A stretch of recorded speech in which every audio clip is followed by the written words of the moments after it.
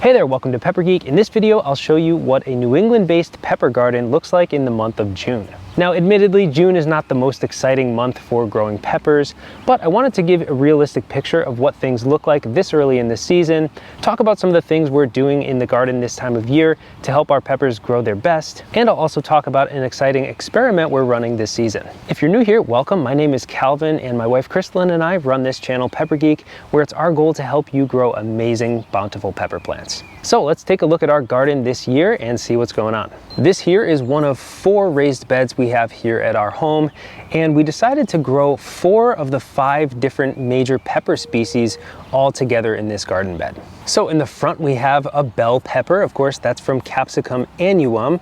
To the left of that is a Capsicum pubescens plant. That's a Costa Rican red rocoto pepper, one of the more interesting peppers we have growing this year.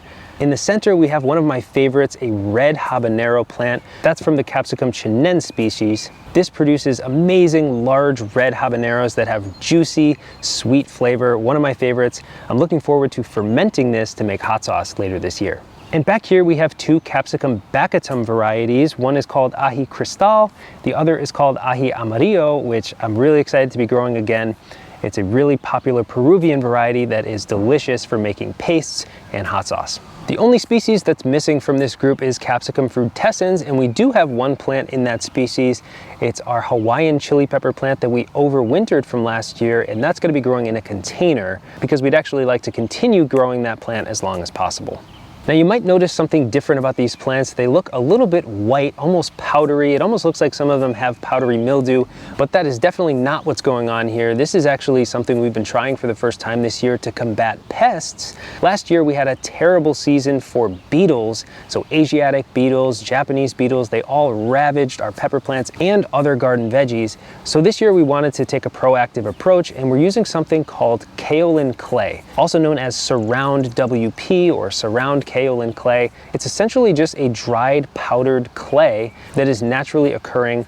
You mix it with some water and spray it over the surface of the leaves, and what it does is basically deters pests from chewing on your plants. So any pest that likes to chew on the leaves of your plants, causing holes in the leaves, those will likely stay away from plants treated with this, while also avoiding damage to beneficial insects. And there's actually one other really cool benefit to using kaolin clay that I'm really excited about, and that is that it reduces the temperature on the plants themselves. So it basically turns the leaves a milky white color, which reflects more light and thereby can reduce the temperature of the plant, and it can prevent things like sun scald and can lower the temperature in midsummer. I plan on experimenting with this in midsummer with this plant up here, our Capsicum pubescens plant. That species is one of the only pepper species that likes lower temperatures. So most peppers like it really warm, 70s, 80s, even into the 90s, but those will do well in mid 60s or lower 70s. So in the dead of summer when it's 90 plus degrees Fahrenheit, I'm gonna experiment with kaolin clay on that plant.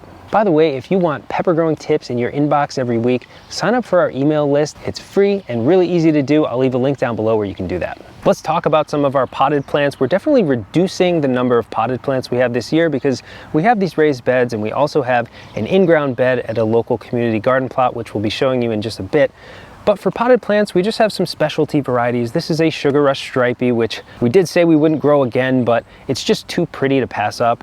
And this is that overwintered Hawaiian chili pepper, and it's coming back really strong this year. A little bit of sun scald on the leaves, but full of lots of foliage. One other pot that we'll be using is our sub-irrigated planter, which we made last year.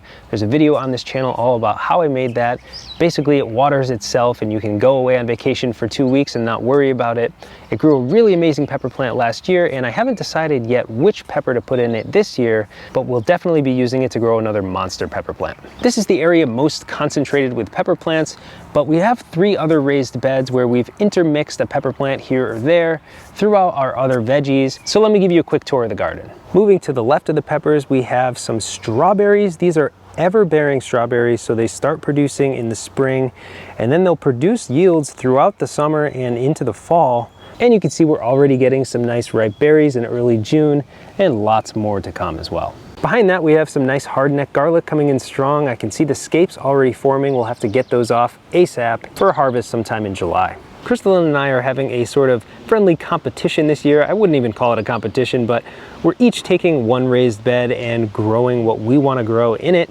This is mine right here, and you can see there are some onions up front, lots of lettuce, garlic through the middle, some peas in the back, a couple of tomatoes on this end, and some variegated basil there, some alyssum, more lettuce. I have a purple cabbage there, some flowers in the middle, and this is actually a ginger plant. I have a few of them back there. I'm gonna see how I can do growing ginger.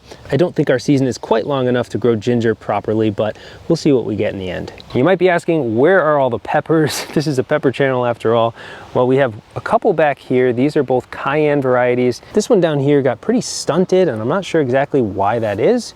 It really hasn't grown since it was transplanted out. I think I just brought it out a bit too early. And I will have a couple more peppers going in replacing these lettuces when that space opens up in the next few days. By the way, the peas are gonna be removed pretty soon. As soon as I start to get a few harvests, I'm gonna remove about half of them and replace them with some cucumber plants to grow up this trellis. Moving over to Crystalline's raised bed, she has this protective mini hoop house that's protecting her peppers and a few lettuces. She has some pretty cool peppers growing, the most interesting of which I think is the Barbarous Antipodes. This is the cross between a ghost pepper and a bell pepper. So talk about stark opposites. It should be really interesting to try this pepper and see how hot it is, what it tastes like. Really looking forward to our first harvest. She also has a bunch of flowers in the middle here. Those are some zinnias, and this is one of my favorite plants this year. This is a variegated tomato, and she's got a couple of these growing. They're just beautiful. And of course, a little basil plant in between the two. Looking really good so far, and we'll see how things develop over the next few months. And lastly, this is what we like to call our chaos raised bed. This has an overwintered parsley plant in the middle that's taken up about half of the raised bed. It also has an overwintered chive plant right there in the front with lots of beautiful purple blossoms. Put in a couple of eggplants, a zinnia and a tomato, some beautiful chamomile that's ready to be harvested. This is our Eryngium plant, which is 3 years old at this point, I believe. It's shooting up a flower spike. That thing attracts so many insects. It's amazing to watch.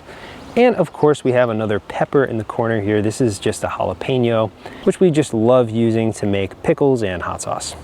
And this is a nice view of our raised beds as they currently are in early June. You can see the nice walking paths throughout so we can access them from all sides.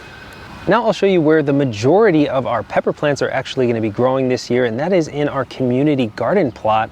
It's a bit of a drive away from our house, but it's worth it for the nice open plot with full sun, great soil quality, and it's a great way to meet other gardeners. And while there's not much to see at this point, we do have some pretty notable varieties that are going to be growing down here. The Yellow Naga Brains is a great capsicum chinense variety with amazing flavor and pretty early production for a capsicum chinense.